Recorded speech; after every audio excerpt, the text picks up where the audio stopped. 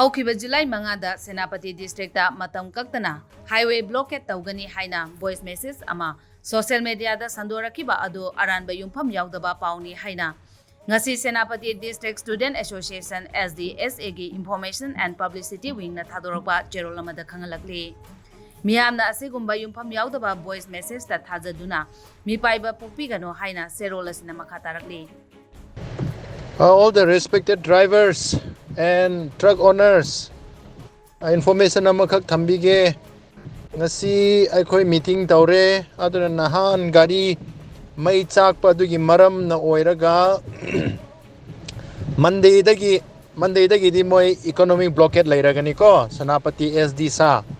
Senapati Students Association na kauraga hujisi Monday dagi economic blockade lairagani aduna noi kari orugasu preparation tawning ba singdi ngasi Friday oire Saturday Sunday pawai manunda loina preparation do loisallo aduga moi blockade chi khara keno tawgani khara kanna tawgani haina haire ko aduna ngasi meeting da decision laukhre moi press note chu thokre aduna Monday dagi economic blockade te lairagani adugi damakta noi khara preparation tawro haidana si information si drivers in the pizza bane ko. Thank you so much.